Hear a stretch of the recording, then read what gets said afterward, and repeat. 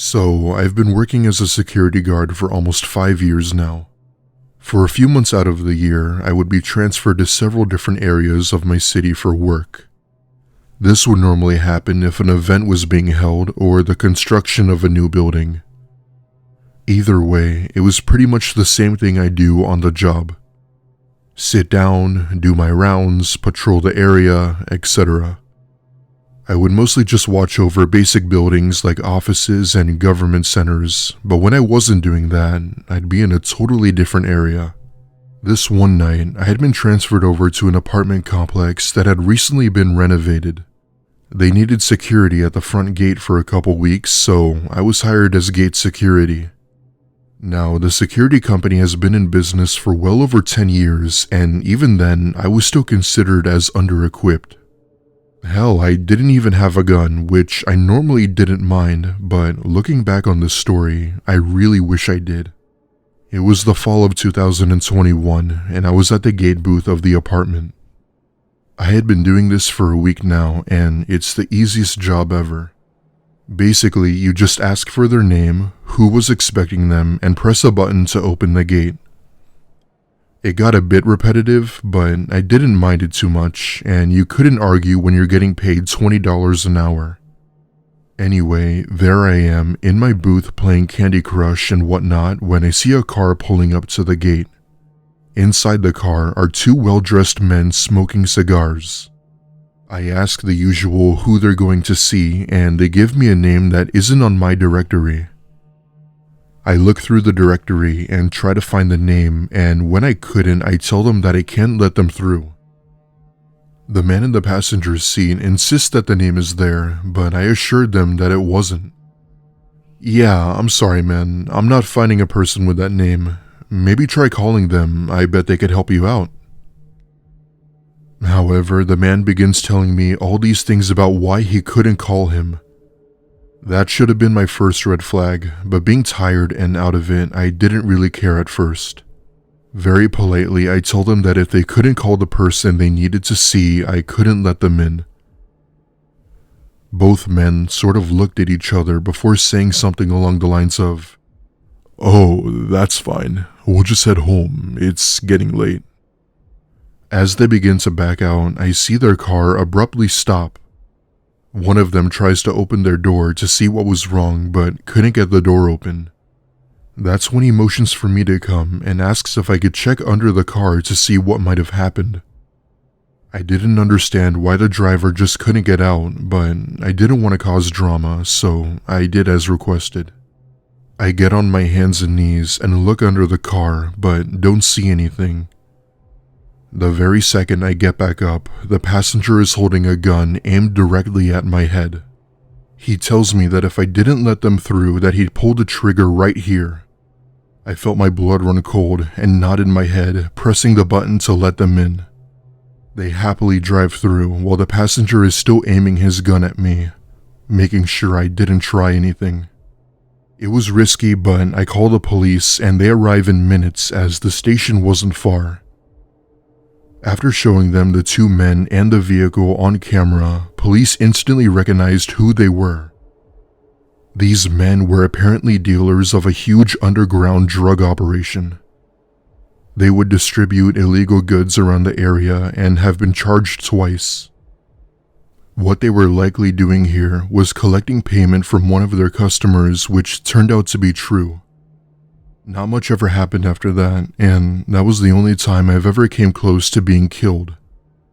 I still think about it till this day, especially since it wasn't that long ago.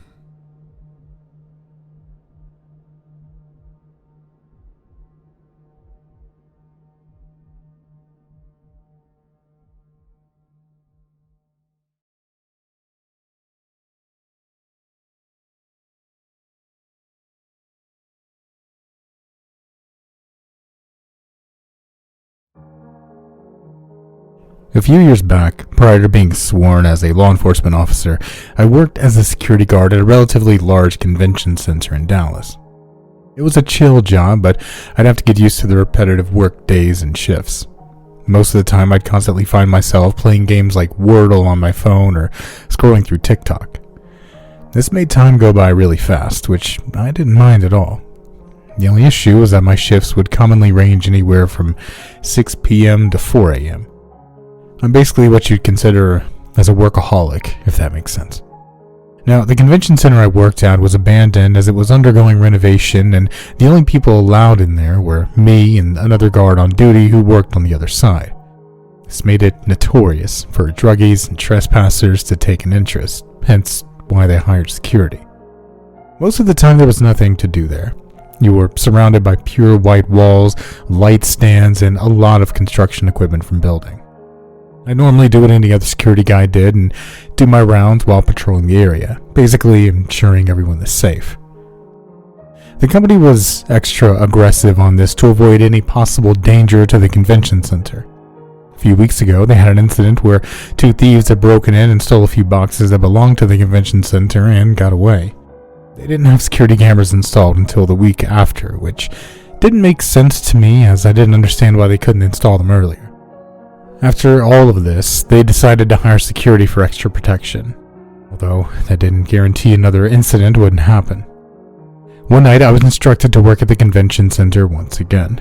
The other security guard who would sometimes work with me had abruptly quit a few days before and went to go on to make a living in real estate. Apparently, the dimwit had never heard of a 2 weeks notice before. Not that it's required, but it would allow the company to hire new staff. Because of this, I was practically the only one working that night, meaning I had to watch over my post as well as his. It was annoying as hell, but the company agreed to pay me double since I'd be doing someone else's job at the same time. If I can remember correctly, it was around 1 a.m., and I was sitting on my chair scrolling through Reddit when I heard something fall all the way from the main floor show. The floor show is that massive room where a lot of events are held at conventions, businesses, anime cons, expos, etc. If you've been to one of those, you know the type of place I mean. I make my way over to the floor show with my flashlight drawn and yell out a single, "Hello?" to make my presence known. It only took me a minute to see that a metal rod had fallen from one of the construction lifts. I simply picked it up and put it aside when I hear a heavy knocking echoing across the show floor. At first, I didn't know where it was coming from, and that's when I thought I could see a person on the far side of the room just standing there. I shined my flashlight over to him, telling him to get the hell out or else I'd call the police. Because he was so far, my light couldn't reach his distance. However, instead of accepting the fact that he was caught, he casually walks behind one of the pillars and goes behind it. I don't know why, but something about him just walking normally to go behind the pillar really freaked me out. I'm about 6 foot and weigh around 200 pounds, so while I was a big guy, I wasn't equipped with a weapon or anything to defend myself. I had a taser, but the real question is what this other person had or what he was capable of. I waited for what felt like forever before gathering up the courage to approach him behind that pillar. I slowly made my way over there with my taser in hand, prepared to zap him. To my surprise, the second I turned the corner of the pillar, I was shocked to find nobody. Must have fled when I wasn't paying attention, I thought. While I didn't see anyone there, I did find something that made my skin crawl. Carved into the pillar with what I could only assume was a knife was my name, followed by a creepy smiley face. And then all of a sudden I heard the most haunting, crazy laugh across the buildings. Words can't even describe the fear that I was feeling inside me.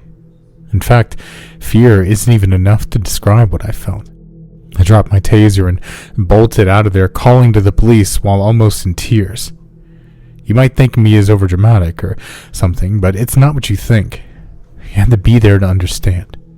Long story short, I called the police along with my supervisor and explained my situation to them. My supervisor had instructed me to lock all possible entrance doors to the floor show so whoever this person was couldn't leave.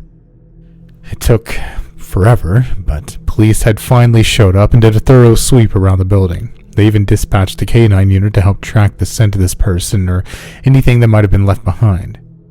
Unfortunately, the police weren't able to find anyone hiding anywhere, even with the dog.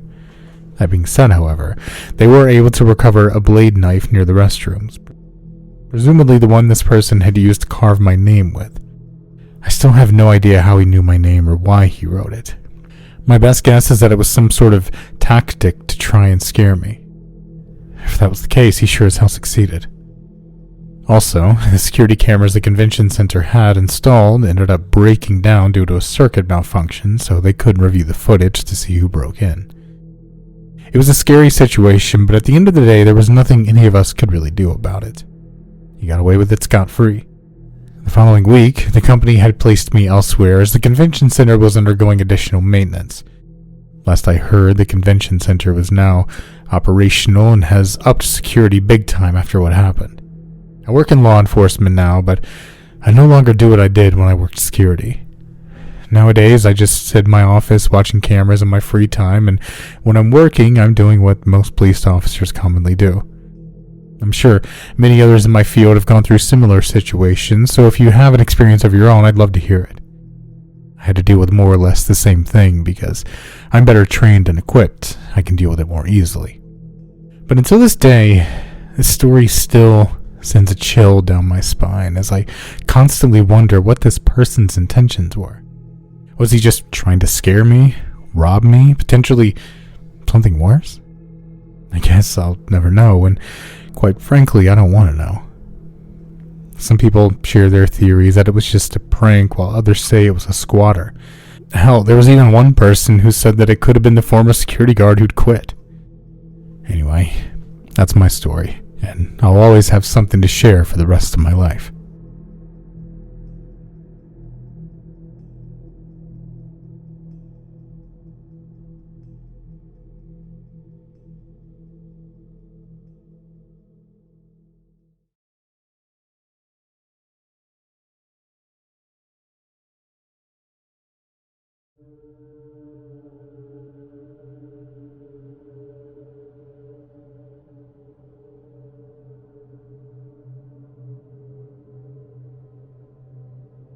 For about 3 years now, I used to work as an overnight security guard at a shopping mall in downtown Chicago. Back then, security wasn't required, but the area it was located in saw an increase in crime, which started to become a real problem. I enjoyed my job for the most part, and while it was boring at times, I'd always find entertainment through my phone to keep myself occupied. To be honest with you, the most I'd really ever do was kick people out of the parking lot for smoking pot, who respectfully complied, I'd like to add. You would sometimes have to deal with people who vandalized the property, but that was rare to say the least. Other than that, I never actually had to deal with anyone too extreme, until one night of November of 2021. If I remember correctly, it was actually the night before Thanksgiving, and I had been doing my rounds around the main area of the mall as usual. It was me and one other security guard patrolling the opposite side of the mall. During one of my rounds, I'm walking through the food court when, out of the blue, the fire alarm immediately starts going off, scaring the absolute crap out of me. Now, you might be thinking that it shouldn't be that big of a deal, but hearing alarms going off in an empty mall while alone is terrifying enough. Right away, I head over to the main office of the mall to manually turn them off. There's only been one other time this has ever happened, and it was due to a malfunction in the system, so it's not like I didn't know what to do. That being said, I successfully turn it off and radio the other security guard that it was a false alarm and to disregard it. Even though it was a false alarm, I still had to make a report as management sort of cracked down on us reporting pretty much every incident that happened. Fast forward about 2 hours later, I'm doing my rounds in the food court, just kind of looking at stuff when I decided that I would step outside to take a 5-minute smoke break. The long hours of working really took a toll on my mental health, so I would constantly have to take breaks to compose myself. Mid-break, I'm on my phone texting a friend when I began to hear it again. Alarms coming from inside the building. This time, I was more annoyed than frightened, and I get up and approach the employee entrance when I stop in my tracks and see something inside behind the glass doors. It was hard to see as the lights were off, but after a good few seconds, I could see the face of a woman staring at me from behind the door. She was not a pleasant-looking woman. Her eyes were wild, and her hair was a mess while having this look of absolute shock. I screamed my lungs out and see her run down the hallway while I'm trying to chase her. It was at this point when I realized that she had been the one triggering the alarms. I radio the other security guard and tell him to lock all of the doors in the west wing so she couldn't escape. Somehow he had managed to lock all of the doors and check the whole part of the building, but never found her. Believe me when I say we nearly tossed the place and had found no sign of her or any possible break-ins.